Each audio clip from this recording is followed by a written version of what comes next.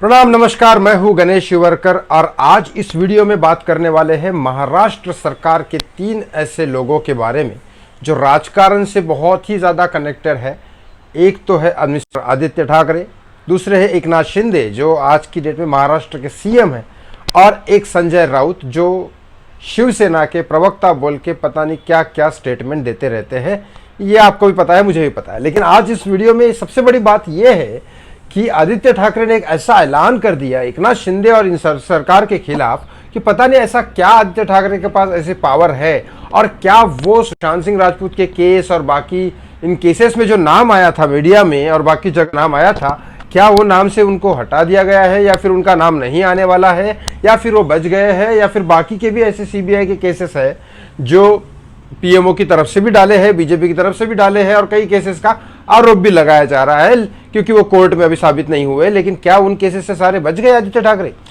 तो इतने जोर शोर से काम कर रहे हैं। मैं बताता हूँ क्या कर रहे हैं आदित्य ठाकरे, और एकनाथ शिंदे के बारे ने इस बारे में क्या बोला ये भी बताऊंगा, और संजय राउत ने जो लास्ट में बताऊंगा, क्योंकि संजय राउत बड़े एंटरटेनिंग पर्सन है। वो पता नहीं क्या क्या बोलते रहते हैं, उनको आप एंटरटेनमेंट के हिसाब से ही लीजिए, क्योंकि सीरियस अगर उनको लेंगे तो पता नहीं आपकी ज़िंदगी भी उद्धव ठाकरे जैसी हो जाएगी। चलो मैं बात करता हूँ आज सबसे पहले आदित्य ठाकरे के बारे में। आदित्य ठाकरे पता है क्या कर रहे हैं? आदित्य ठाकरे आपको पता है मुंबई के एक वर्ली एक एरिया के वो ऑलरेडी एमएलए है। वो एमएलए है, वर्ली एक एरिया है मुंबई का, वहाँ की। और वर्ली एक ऐसा एरिया है जिसमें बाला साहब ठाकरे ने काम किया है, और बाला साहब ठाकरे के लोग हैं उधर, मतलब उनको मानने वाले। वो कहते हैं ना कि हम बाला साहब ठाकरे को ही मानते हैं, बाला साहब ठाकरे के बाद आदित्य ठाकरे को वो लोग मानते हैं। और वहाँ पे आदित्य ठाकरे को पोस्ट से हिलाना नेक्स्ट टू इम्पॉसिबल वाली चीज़ है वर्ली वाले एरिया में, ठीक है, क्योंकि वो उनके लोग हैं। हर नेता के अपने अपने एरिया में होते हैं लोग, जैसे शरद पवार के भी उधर है महाराष्ट्र में एक बारामती में। तो ऐसे ही फडणवीस साहब के अपने एरिया में फडणवीस को कोई नहीं हरा सकता, देवेंद्र फडणवीस को अपने एरिया में। एकनाथ शिंदे को भी ठाणे वाले एरिया में कोई नहीं हरा सकता, ये कहा जाता है। एकनाथ शिंदे ठाणे के हैं, ठाणे में उन्होंने काम भी किया है। अब ऐसे सिचुएशन में आदित्य ठाकरे अपने एरिया से नहीं लड़ रहे। आपको याद होगा अमेठी में राहुल गांधी, अपना एरिया था राहुल गांधी का, फिर भी स्मृति ईरानी वहां गई और स्मृति ईरानी ने राहुल गांधी को हरा दिया। इस इलेक्शन में क्या होगा ये मैं नहीं बता रहा हूं, लेकिन एकनाथ शिंदे का एरिया ठाणे है, आदित्य ठाकरे का एरिया वर्ली है। और ऐसे सिचुएशन में आदित्य ठाकरे इतनी क्रिटिकल सिचुएशन में बोलते हैं कि अब मैं वर्ली से नहीं लड़ूंगा, कि यहाँ दिमाग तो लगाया है, क्योंकि आदित्य ठाकरे को पता है वर्ली तो जीत के आएगा ही, कोई भी खड़ा हुआ आदित्य ठाकरे के नाम पे वो जीत के आएंगे। लेकिन यहाँ दिमाग लगाया भी नहीं है, और यहाँ दिमाग लगाया भी है कि चलो वर्ली तो उनको आ जाएगा, लेकिन जो सीएम के बेटे थे और शिवसेना के युवा नेता माने, शिवसेना नहीं उद्धव सेना के जो युवा नेता माने जाते हैं, वो अगर वहां से खड़े हो जाएंगे और वहां से अगर हार जाएंगे, एकनाथ शिंदे के, हाँ आदित्य ठाकरे खेल रहे हैं, अब इलेक्शन लड़ेंगे एकनाथ शिंदे के ठाणे के एरिया से। अब कहने की बात यह कि ठाणे के एरिया से अगर वो हार गए तो फिर क्या होगा?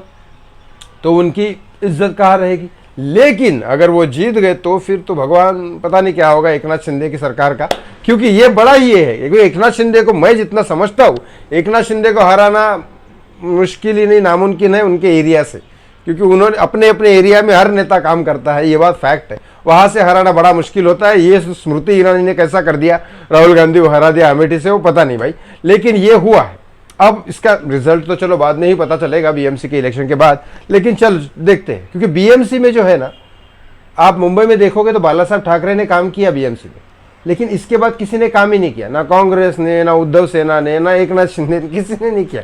अब फिलहाल कुछ रोड बन रहे हैं एकनाथ शिंदे के इससे, अब देखते हैं क्या होता है। लेकिन इलेक्शन में तो सरकार, पब्लिक क्या देखती है वो पब्लिक जाने। लेकिन दूसरी बात करता हूँ एकनाथ शिंदे की। चलो एकनाथ शिंदे की बात करते हैं। एकनाथ शिंदे ने इस बारे में कुछ बोला नहीं, लेकिन ये बात जरूर है कि एक बहुत बड़ा इशू हुआ था, उस बारे में भी एकनाथ शिंदे ने नहीं बोला। उसके वीडियो अगले वीडियो में बताऊंगा, उसका भी फायदा आदित्य ठाकरे कैसे उठा रहे हैं, मैं बताऊंगा सारी चीजें। यहाँ एकनाथ शिंदे अपनी केस ठाणे से लड़ रहे हैं, इस बारे में एकनाथ शिंदे को फुल कॉन्फिडेंस है कि ठाणे से तो उनको कोई नहीं हटा नहीं सकता।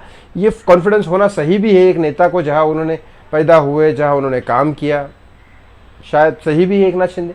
अब बात करता हूँ संजय राउत। संजय राउत इसके ऊपर बोलते हैं कि भाई मुझे तो ऐसा लगता है कि आदित्य ठाकरे ने सही डिसीजन लिया, और वहाँ उसको हराना बिल्कुल ही आदित्य ठाकरे को हराना बड़ा मुश्किल है, क्योंकि अब मुझे लगता है कि ठाणे वाले जैसे एरिया में, क्योंकि पता ही है आदित्य ठाकरे और संजय राउत ये क्यों बोल रहे हैं, ठाणे के एरिया में बाला साहेब ठाकरे, स्मिता ठाकरे, इन लोगों के कुछ ये है सिस्टम है, मतलब कुछ हॉस्पिटल्स होंगे, कुछ एम्बुलेंस वैन्स होंगी, ये सारी चीज़ें उनके नाम पे ऑलरेडी है जब बाला साहब ठाकरे थे तब।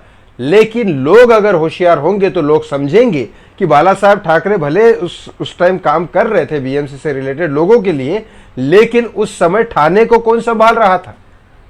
वो तो एकनाथ शिंदे ही रोड पे काम कर रहे थे ना उस समय।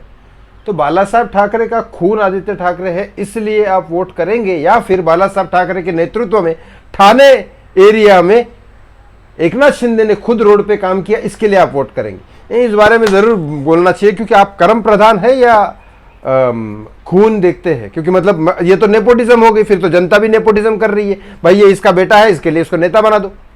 एक बात समझ लो, ये इसका बेटा है इसके लिए इसका अभिनेता एक बार का बना लो, चलेगा, नेता मत बनाओ। पूरे देश का ये हो जाता है। मैं यहाँ ये नहीं कह रहा हूँ कि बाला साहब ठाकरे का खून उद्धव ठाकरे आदित्य ठाकरे इसलिए खराब है या अच्छा है, नहीं। खराब और अच्छा आप खून की जांच मत करिए, खराब और अच्छा आप कर्मों की जांच करिए। कर्म किसने किए? मुझे जितना मालूम है एकनाथ शिंदे रोड पे थे ठाणे में। तो आप बस इतने से ज़्यादा नहीं बोलूँगा, लेकिन आपसे यही विनती है, कर्म देखो इंसान के, काम कौन कर रहा है। चलिए इस वीडियो को मैं यही ख़त्म करता हूँ। आपके मुझे पता होगा या आप वीडियो ज़रूर शेयर करेंगे, क्योंकि BMC election is very important for the Mumbai.